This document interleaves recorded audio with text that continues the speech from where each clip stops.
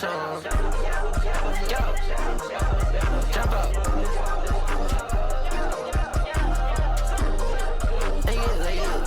After 2 weeks of ignoring your laptop, you finally cook something up, you played it big, and for a second, just a millisecond, you feel super proud of yourself.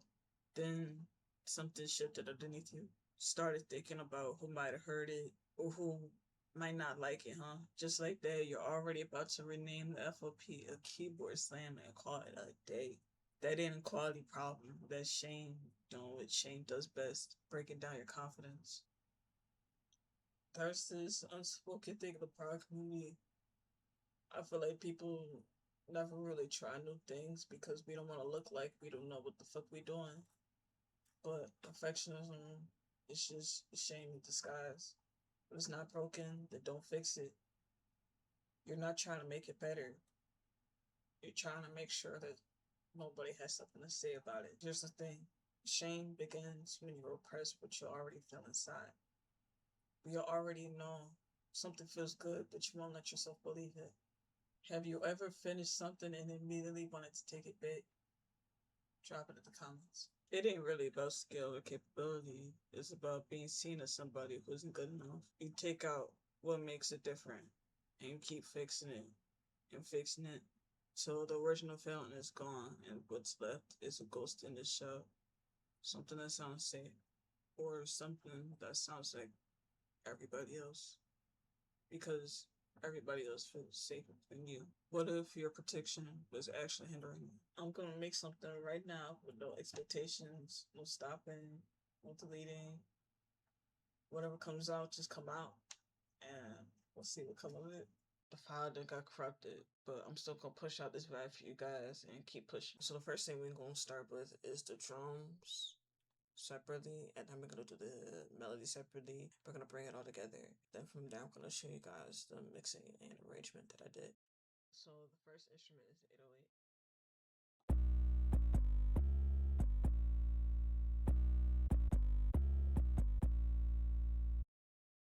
Then we have the kick.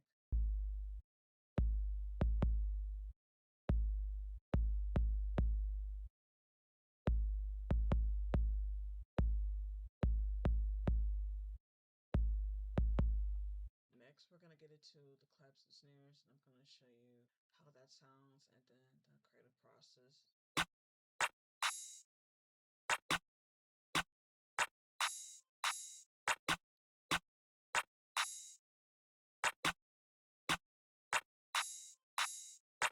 I typically don't like to put my snares in the typical placement as you just seen, but I feel like in this beat it would be good to have a set pacing.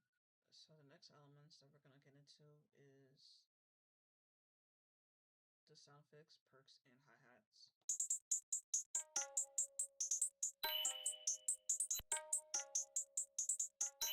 Kept the hi-hats pretty basic to say the least.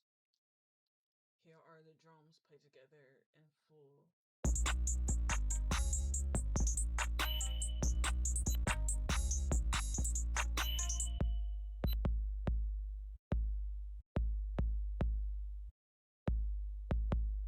Last but not least, we have the melody. Trying to keep it simple. Here I was really trying to focus on not overthinking, not trying to revise too much, just going by my instincts.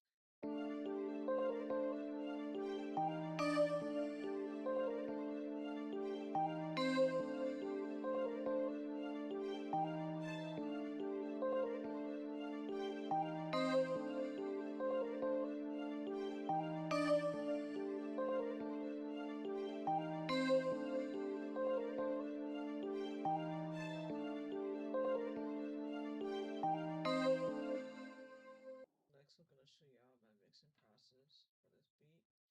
I'm gonna try to keep it really simple. The main thing I really did was leveling. On my master track, you can see I put some fruity limiter on there. The attack, release, and sustain is turned all the way down. And then on the gain, I want to play it until it just crunches just after you've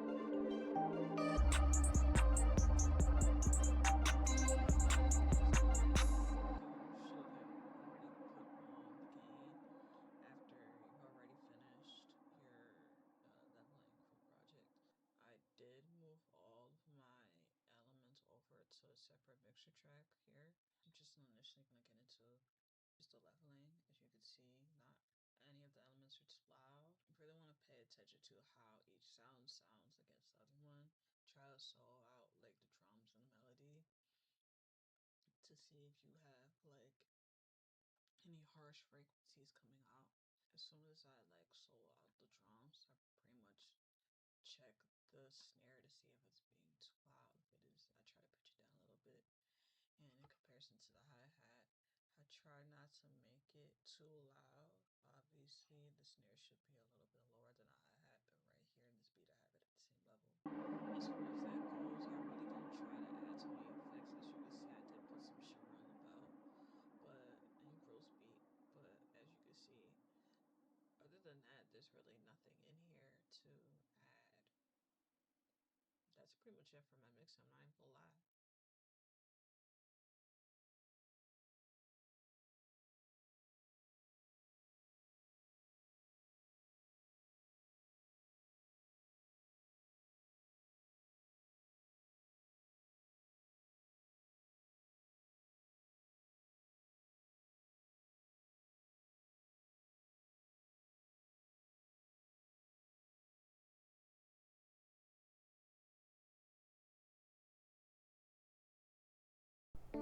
That's what it sounds like to stop getting your own way. It ain't perfect. It's honest. And honest always sounds better than safe and burn. I wanna be with a blunt. I don't trust my rage.